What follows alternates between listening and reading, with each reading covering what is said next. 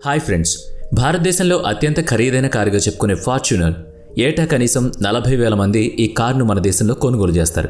ఆశ్చర్యకరమైన విషయం ఏంటంటే దీని ఖరీదు 40 లక్షల రూపాయలు. కానీ అందులో 18 లక్షలు ప్రభుత్వ పన్నుల రూపంలోనే తీసుకుంటుంది. కేవలం 40,000 మాత్రమే ఆ కారు తయారీదారి టొయోటా కంపెనీకి వెళ్తుంది.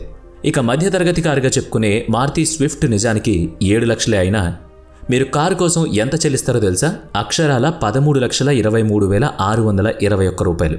ఇక అందులో ఎంత ట్యాక్స్ రూపంలో ప్రభుత్వానికి వెళ్తుందో, కంపెనీకి ఎంత వెళుతుంది, మీ జేబుకి ఎంత చిల్లు పడుతుందో ఈ వీడియోలో మీకు తెలియజేస్తున్నాం. చాలా జాగ్రత్తగా వినండి. మన దేశంలో ఉద్యోగం వచ్చిన ప్రతి వ్యక్తి ఎంత తొందరగా వీలైతే అంత తొందరగా సొంత కారును కొనుక్కోవాలని అనుకుంటాడు. వెంటనే వెబ్సైట్లోకి వెళ్ళి తన బడ్జెట్లో ఉన్న కార్లన్నీ తనిఖీ చేస్తాడు. అందులో ఒక కారు బాగా నచ్చుతుంది. ఉదాహరణకి మారుతి స్విఫ్ట్ అనుకుందాం. అది బేస్ ప్రైజ్ మీకు అందులో 6.9 లక్షలుగా కనబడుతుంది. దాదాపు 7 లక్షలు. మీరు షోరూమ్కి వెళ్ళిన తర్వాత ఎక్స్ షోరూమ్ పైన అడిగితే వేరే ఏదో చెప్తారు. అసలు ఈ ఖరీదు ఎలా లెక్క కడతారో చూద్దాం. మొదటిగా ట్యాక్సెస్ అంటే పన్నులు. మనం బిస్కెట్ నుంచి ఇల్లు కొన్నా ఏది కొన్నా కూడా అందులో ట్యాక్స్ కంపల్సరీగా ఉంటుంది. జీఎస్టీ అనేది తప్పనిసరిగా కట్టాలి. 28% జీఎస్టీ కట్టి తీరాలి. ఇది కాక సిఈఎస్ఎస్ మనం పరిశుభ్రంగా ఉండేందుకు స్వచ్ఛ భారత్ తీసుకొచ్చిన ట్యాక్స్ ఇది. ఒక్కొక్క కార్కి ఒక్కోలా ఉంటుంది. దాదాపు 28% గరిష్టంగా ఈ పన్ను ఉంటుంది. మారుతి స్విఫ్ట్ కార్ వెడల్పు 4 మీటర్లు కాబట్టి దానికి 1% సెస్ ఉంటుంది. అంటే మొత్తం ఇప్పటికీ 28% జీఎస్టీ, 1% సిఈఎస్ఎస్, రెండూ కలిపి 29% అవుతుంది. సినీతారులు, సెలబ్రిటీలు ఇటువంటి కార్లని వాడుతూ ఉంటారు కదా. ఆ కార్ ఖరీదు 3.29 crores. అందులో సగం అంటే 1.5 crores ప్రభుత్వానికి చెల్లిస్తారు. ఒక్క మాటలో చెప్పాలంటే ఒకవేళ పన్ను చెల్లించకుండా వాళ్ళు కారు కొనుగోలు చేసినట్లయితే వాళ్ళు ఒక్క కారు కొనే ధరతో 2 కార్లు కొనొచ్చు. అంతేకాదు విలాసవంతమైన కార్లు తీసుకోవాలి అంటే వాటిలో మళ్ళీ రవాణా ఖర్చులు, ఇన్సూరెన్స్ ఖర్చులు, డీలర్ ఖర్చులు అన్నీ కలిపి మరో 3.4% వారికి అదనంగా పడుతుంది. ఇక మళ్ళీ సాధారణ కార్ మారుతి స్విఫ్ట్ దగ్గరికి వచ్చేద్దాం. కారు కొన్న వెంటనే రిజిస్ట్రేషన్ నంబర్ కావాలి. దానికోసం ఆర్టీఓ ఆఫీస్కి వెళ్ళాలి. మళ్ళీ అక్కడ ట్యాక్స్ చెల్లించాలి. ఈ ట్యాక్స్ ఒక్కొక్క రాష్ట్రంలో ఒక్కోలా ఉంటుంది. ఢిల్లీ లాంటి రాష్ట్రాల్లో అయితే 7% పన్ను చెల్లించాలి. దానికి తోడు మీ పేరు మీద ఏ 5వ కారు అయితే ఇంకా ఎక్కువ ఉంటుంది. 48,650 రూపాయలు అదనంగా కట్టాలి. అంతా కలిపి ఇప్పుడు మీరు కొన్న స్విఫ్ట్ కారు ఖరీదు ఎంతైందో తెలుసా? 7,43,650 రూపాయలు. ఇక తర్వాత వచ్చేది ఇన్సూరెన్స్. మోటార్ వెహికల్ యాక్ట్ నిబంధన ప్రకారం ఇన్సూరెన్స్ తీసుకోవడం తప్పనిసరి. చిన్న కార్లకైతే తక్కువ ఇన్సూరెన్స్ ఉంటుంది. అదే కొంచెం విలాసవంతమైన కార్ కంటే ప్రీమియం ఎక్కువే ఉంటుంది. ఉదాహరణకి కొత్తగా కొన్న స్విఫ్ట్ కార్ అయితే 32,640 రూపాయలు ఇన్సూరెన్స్ ప్రీమియం కట్టాల్సి వస్తుంది. అందులో 10 నుంచి 12,000 ముందుగానే కట్టాలి. ఆ తర్వాత సాలిన 3 నుంచి 5,000 వరకు ఉంటుంది. ప్రతి సంవత్సరం మనకి కారు విలువ తగ్గుతూ వస్తుంది. దీన్ని డిప్రిషియేషన్ అంటారు. కారుని ఎంత బాగా చూసుకున్నా, ఒక్క మరక పడకుండా, ఒక్క గీత పడకుండా చూసుకున్నా కూడా కొన్ని కార్లు 60% విలువ కోల్పోతాయి. అది కూడా కేవలం 3 సంవత్సరాల కాలంలోనే. అంటే 10 లక్షల కారు మీరు 3 సంవత్సరాల తర్వాత అమ్మాలి అనుకుంటే దాని విలువ అప్పుడు ఎంత ఉంటుందో తెలుసా? కేవలం 4 లక్షలు. అంతేకాదు మీరు కొన్న 10 లక్షల కారు జీఎస్టీ కట్టిన తర్వాత అలా ఒక్కోసారి షోరూమ్ నుంచి బయటకు వస్తే చాలు దాని విలువ 10% పడిపోతుంది. ఇంకా హిడెన్ కాస్ట్స్ ఎన్ని ఉంటాయో మనకి తెలియదు. మనకి ఎప్పుడు తెలుస్తుందో తెలుసా? కారుని అమ్మేటప్పుడు. ఇదేంటి ఇంత తక్కువ విలువ ఇచ్చారు అని మనం కారు అమ్మకపు విలువ చేసేవాడిని అడిగితే 3 సంవత్సరాలు అయిపోయింది కదా సార్, అందుకే అంటాడు. 60% విలువ పడిపోయింది అని చెప్తాడు. అప్పుడు మన కళ్ళల్లో నీళ్లు గిర్రను తిరుగుతాయి. ఈ ట్యాక్స్ నుంచి తప్పించుకోవాలి అంటే నిజానికి మొత్తం కారు విలువ ఎంతుందో అంత నగదు ఇచ్చి కొనుక్కోవాలి. కానీ 90% భారతీయులు లోన్ పెడతారు. అది కూడా చాలా క్లిష్టమైంది. ముందుగా లోన్ తీసుకుని కారు కొనాలి అంటే కారు ఖరీదులో 20% డౌన్ పేమెంట్ కింద కట్టాల్సి ఉంటుంది. అంటే 7 లక్షలు కారు తీసుకుంటే అది 20% అంటే 1.5 lakhs ముందుగా కట్టాలి. మిగిలిన 5.5 lakhs మీదే లోన్ తీసుకోవాలి. ఒక 5 సంవత్సరాలు లోన్ తీసుకున్నాం అనుకుందాం. ప్రతి నెల అందులో 9% వాయిదా పోతుంది. అంటే దాదాపుగా 11,625 ప్రతి నెల 5 సంవత్సరాల పాటు కట్టాల్సి ఉంటుంది. 1,37,482 రూపాయలు ఈఎంఐ ఒక సంవత్సరానికి కడుతున్నాం అన్నమాట. 5 సంవత్సరాలకు 1,37,000 రూపాయలు మీరు కారు విలువ కన్నా ఎక్కువ కడుతున్నారు. ఇప్పుడు మీరు పూర్తి కారు విలువ ఎంత అయిందో లెక్కించండి.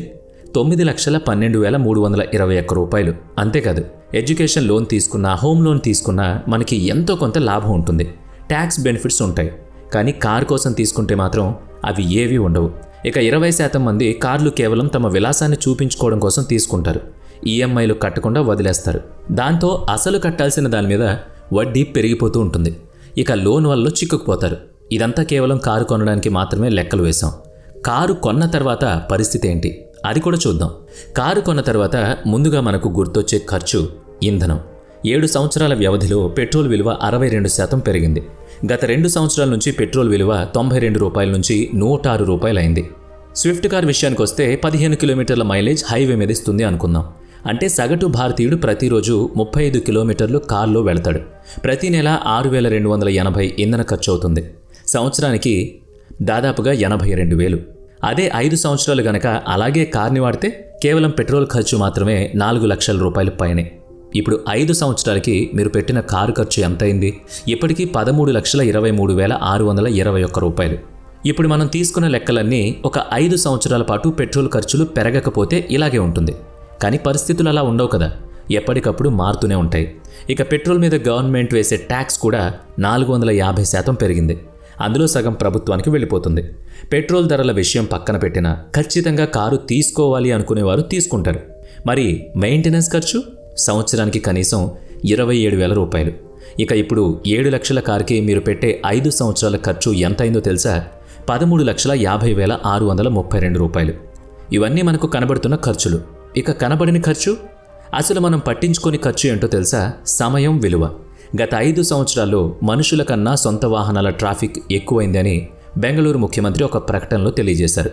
గంటల కొద్దీ ట్రాఫిక్లో ఉండలేక ప్రజలు ఇంటికి వెళ్ళి వంట ఏం చేసుకుంటారులే అనుకునే కారులోనే ఆర్డర్ చేసుకునే పరిస్థితులు కూడా బెంగళూరులో ఈ మధ్య చోటు చేసుకుంటున్నాయి. అంతేకాదు హిమాచల్ ప్రదేశ్లో కేవలం 1000 కార్లు పార్కింగ్ స్థలం మాత్రమే ఉంది. కానీ అక్కడ ఉన్న కార్ల సంఖ్య మొత్తం 80,000. ఎవరికైతే కార్ పార్కింగ్ లేదో వాళ్ళు ముందు ఆ పార్కింగ్ కొనుక్కుని ఆ తర్వాత కారు కొనుక్కుంటున్నారు. దానికి మరో 1,02 లక్షల రూపాయలు ఖర్చు. ఇప్పుడు మనం చూసిన ఈ ఖర్చులన్నీ సంపద సృష్టించడంలో పెడితే ఎలా ఉంటుందో కూడా చూద్దాం. టాటా మోటార్స్ షేర్ విలువ 5 సంవత్సరాల్లో 176 రూపాయలు ఉండేది కాస్త దాదాపుగా 667 రూపాయల వరకు పెరిగింది. అలా మీరు కనుక కారుకు ఖర్చు పెట్టే ఆ డబ్బుని ఇలాంటి షేర్స్లో పెట్టుబడి పెట్టినా మీకు లాభమే ఉండేది. మీరు ఇప్పుడు తీసుకున్న కారు విలువ ఎఫ్డి గనక వేసుంటే 5 సంవత్సరాలకో 10 సంవత్సరాలకో ఖచ్చితంగా మీరు అంతకన్నా ఎక్కువ అమౌంట్ని వెనక్కి తీసుకునేవాళ్ళు. ఇక రెండవది పబ్లిక్ ట్రాన్స్పోర్ట్.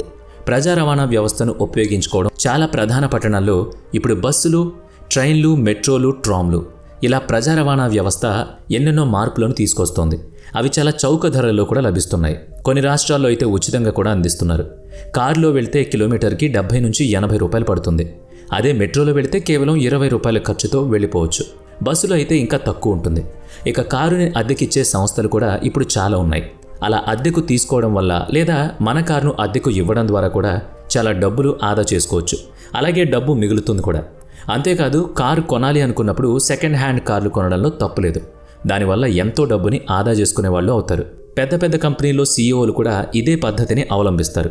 డబ్బుని ఆదా చేసుకోవడమే కాకుండా ఇప్పుడు ట్యాక్స్ని ఎలా తప్పించుకోవాలో కూడా చూద్దాం. మొదటిది ఎలక్ట్రిక్ కార్ కొనడం. మన ప్రభుత్వం ఎలక్ట్రిక్ వాహనాలకు చాలా రాయితీలు ప్రకటించింది. ఎలక్ట్రిక్ వాహనాల మీద జీఎస్టీ కేవలం 5% మాత్రమే. అదే సాధారణ డీజిల్, పెట్రోల్ వాహనాలకు అది 28%. అక్కడే మీరు దాదాపుగా 2 లక్షల వరకు ఆదా చేసుకోవచ్చు.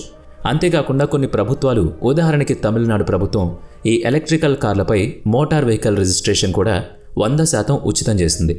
అంతేకాదు మీరు మీ కారుని వ్యాపారానికి ఉపయోగించేటట్టయితే, అంటే ఒకవేళ అద్దెకు ఇచ్చినా లేదా డ్రైవింగ్ స్కూల్ నడుపుతున్నా లేదా రవాణా కోసం వినియోగించిన సెక్షన్ 17(5) కింద మీకు జీఎస్టీ రాయితీ కూడా వస్తుంది. చివరిగా మీరు 13 లక్షల విలువైన కారు కనుక కొనుక్కున్నట్లయితే 5 సంవత్సరాలకి ప్రభుత్వానికి దాదాపుగా 2.8 లక్షల రూపాయలు, కంపెనీకి 5,38,759 రూపాయలు. ఇన్సూరెన్స్తో కలిపి మనం కట్టే లోన్, ఇంధన ఖర్చు, ఇతర సర్వీసెస్ అన్నీ కలిపి 6,08,000 రూపాయలు మనం పెట్టే ఖర్చు. ఇదంతా వివరించి మిమ్మల్ని కారు కొనొద్దు అని చెప్పడం నా ఉద్దేశం కాదు. కానీ ఎంత ఖర్చు పెడుతున్నారో తెలుసుకోవాలి కదా. దానికి తగ్గట్టుగా కార్ని సెలెక్ట్ చేసుకోండి. ప్లాన్స్ ఏవైనా మార్చుకోవాలనుకుంటే మార్చుకోండి. ఎందుకంటే ఈరోజు మన దగ్గర ఉన్న రూపాయిని రేపొద్దున రెట్టింపు చేసుకుంటే భవిష్యత్తు బంగారుమయమవుతుంది. మరి ఈ వీడియో మీకు నచ్చినట్లయితే లైక్ చేయండి, షేర్ చేయండి. ఇప్పటి వరకు మన ఛానల్ని సబ్స్క్రైబ్ చేసుకున్నట్లయితే ఇప్పుడే సబ్స్క్రైబ్ చేసుకుని పక్కనే ఉన్న బెల్ ఐకాన్పై క్లిక్ చేయండి.